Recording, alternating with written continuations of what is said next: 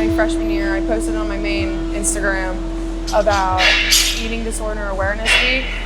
And during that time, transitioning into college and going through all of that, I was having a really hard time trying to just fit in and have a lifestyle, and I felt like I was trapped with all that.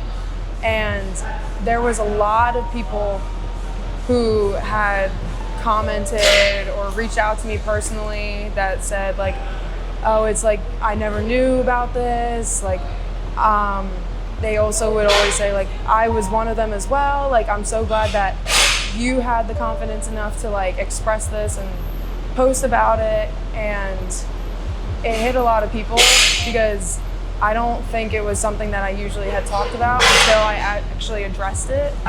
So it helped a lot. Yeah, and I'm just glad. I used to hear growing up for field hockey, early is on time and on time is late. I use that in my everyday life all the time. That coach also had a very special place in my heart.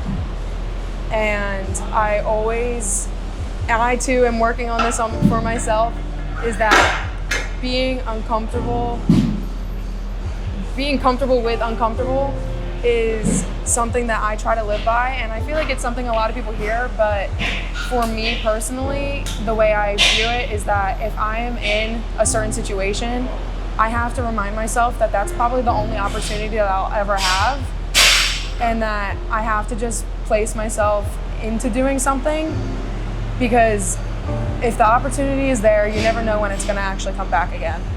So always take your chances. There's going to always be at least one person in the gym as well who feels exactly the same way as you.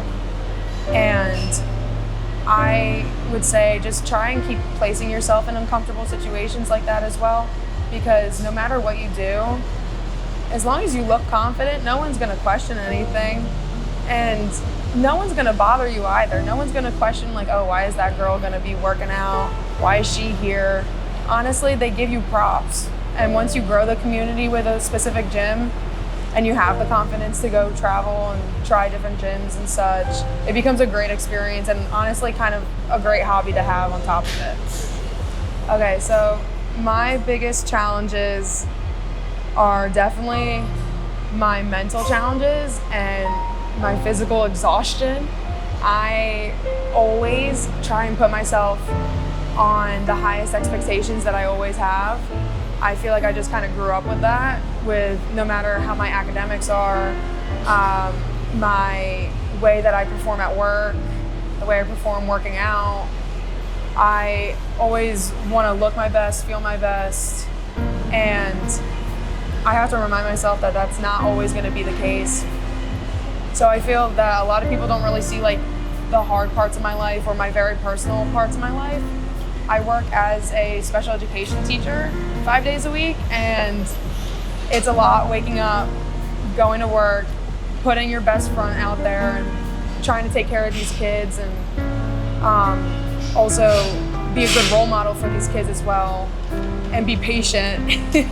And coming back home, all of that kind of flows away. I don't have that kind of facade on me anymore.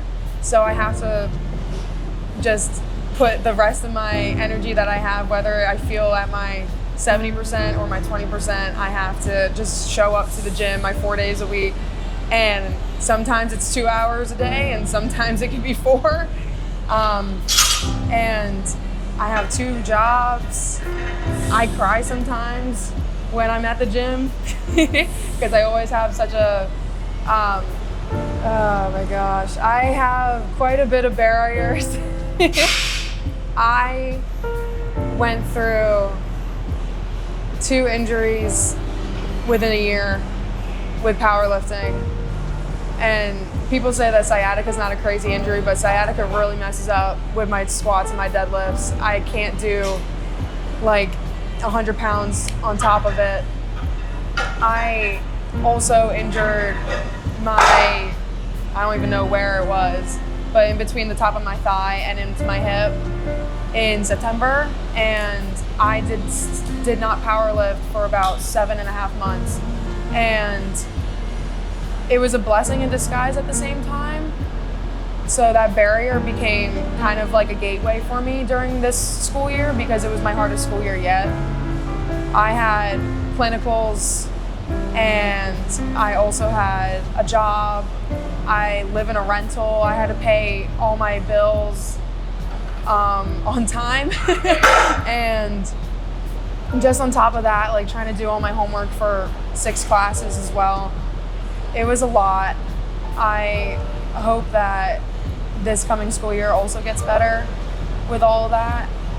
But again, I do set my standards very high on myself. I'm going to be teaching in a 5th grade classroom this coming school year.